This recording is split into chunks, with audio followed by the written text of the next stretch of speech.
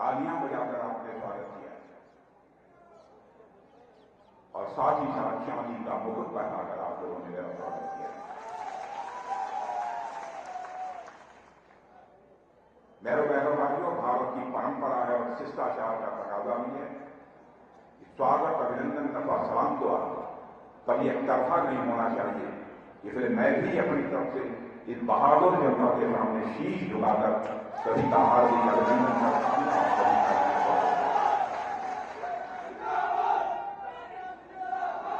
स्वागत में मैं सब कुछ हृदय से स्वीकार करता हूं। जो चांदी का मुकुट किसने जिस प्यार से मुझे भेंट किया है, उसके प्यार की, उसके मोहब्बत की मैं तारीफ भी करता हूं। लेकिन मैं कहना चाहता हूं, या मैं चांदी का मुकुट आपको वापस करता हूं और इस शर्त के साथ वापस करता हूं, शादी होने के बाद अत्यंत गरीब परिवार की बेटी घर से विदा हो गई और उसके पांव में चांदी की पायल न हो तो मेरा मुकुट तोड़कर उसके चांदी की पायल न हो, इसलिए मैं आपके हवाले करता हूं।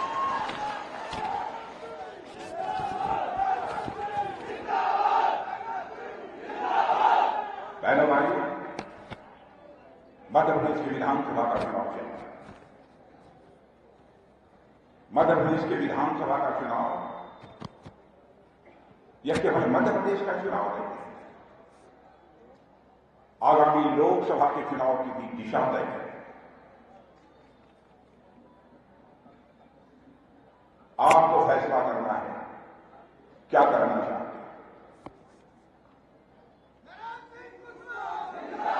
लेकिन मैं जानता हूं इस सच्चाई को हिंदुस्तान की जनता चाहती है।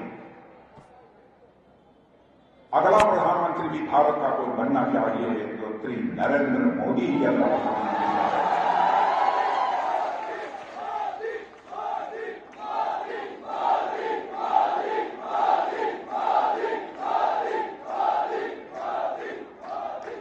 कोई सच्चाई को नहीं नकार सकता। कोई कह सकता है कि मोदी जी ने यह काम किया, वह काम किया। कामों की फहरिस्त आपके सामने पेश कर सकता है, लेकिन इस सच्चाई को कोई नकार नहीं सकता है कि 2014 में प्रधानमंत्री बनने के बाद मोदी जी ने भारत का मस्तक सारी दुनिया में ऊंचा किया है। अंतर्राष्ट्रीय जगत में भारत की प्रतिष्ठा बढ़ी है। 2014 के पहले भारत के लिए अंतर्राष्ट्रीय मंचों पर कोई बोलता था तो भारत की बातों को जिस गंभीरतापूर्वक लिया जाना चाहिए दुनिया के लोग नहीं लेते थे।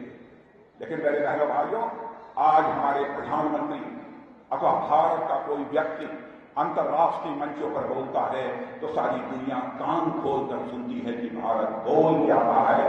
यह भारत की हैसियत दुनिया में।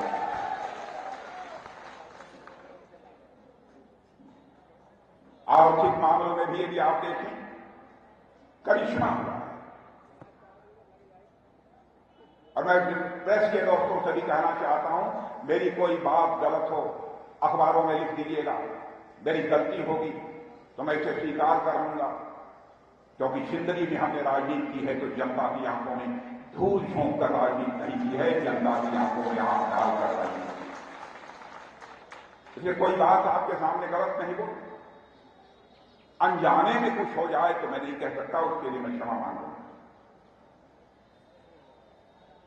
2014 के पहले हमारा भारत अर्थव्यवस्था के आकार के मामले में, धन दौलत के मामले में सारी दुनिया में 11वें स्थान पर खड़ा था। लेकिन 8 वर्षों के अंदर ही हमारी सरकार ने मोदी जी के नेतृत्व में करिश्मा कर दिया कि हमारा भारत 11वें स्थान से जंप लेकर आज दुनिया के 5वें स्थान पर पहुंच गया है। मेरे यकीन रखना, मैं भी नहीं कह रहा हूं, दुनिया की मानी यानी फाइनेंशियल फर्म मॉर्गन स्टैनले ने भी कहा कि वह दिन दूर नहीं है, यानी 2027 आने के पहले ही दुनिया कि टॉप 3 कंट्रीज में आकर भारत यह खड़ा हो जाएगा दुनिया के 3 यानी एक अमेरिका होगा, एक चीन होगा, तीसरा नाम यदि होगा तो भारत। यह 2023 चल रहा है, 2026 समाप्त होते होते 2027 आते आते दुनिया की टॉप 3 कंट्रीज में हमारे देश की अर्थव्यवस्था की आकार बन जाए। यह कोई सामान्य उपलब्धि नहीं है।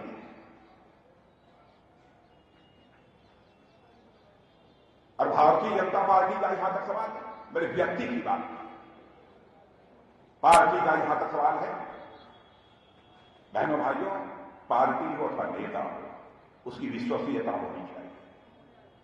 जो कहे वो करे। आपने देखा होगा कि हर राजनीतिक पार्टी चुनाव के दौरान बहुत सारे वादे करती है, लेकिन चुनाव हो जाने के बाद, सरकार बन जाने के बाद अपने वादों को पूरा नहीं करती। विधायक और सांसद के जो प्रत्याशी होते हैं, चुनाव के दौरान आपके दरवाजे जाते हैं, आप कहते हैं यह कर दूंगा, वह कर दूंगा, होता कुछ नहीं।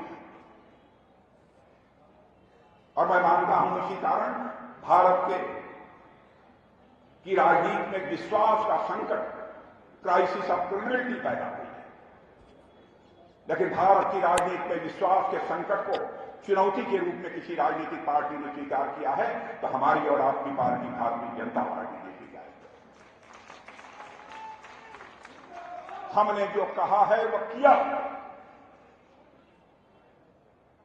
पुराने लोग यहां पर बैठे हैं, रवि जैन जी जैसे लोग यहां बैठे हैं, उन्हें भी याद होगा 1951 में हम लोगों ने कहा था, जब जंक्शन के रूप में काम कर रहे थे, कि हमारी सरकार यदि बन जाएगी तो जम्मू कश्मीर को जो धारा 370 के तहत विशेषाधिकार प्राप्त है, हम चुटकी बजाकर धारा 370 को समाप्त करेंगे। और आपने देखा संसद के दोनों सदनों में बहुमत मिलने के साथ ही हमने चुटकी बजाकर धारा 370 को समाप्त किया।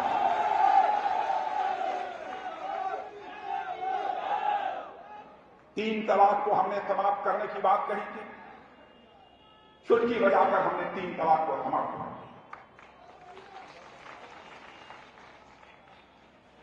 हम लोगों ने कहा था जिस दिन हमारी सरकार केंद्र में बन जाएगी स्पष्ट बहुमत के साथ, तो अयोध्या की धरती पर राम लला का भव्य मंदिर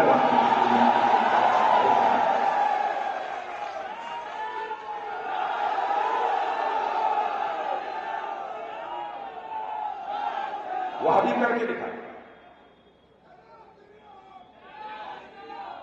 मेरे बहने भाइयों, हमारी कृति और कथन में कोई अंतर नहीं रहा। हो सकता है कि कोई कार्यकर्ता हो, कोई व्यक्ति हो,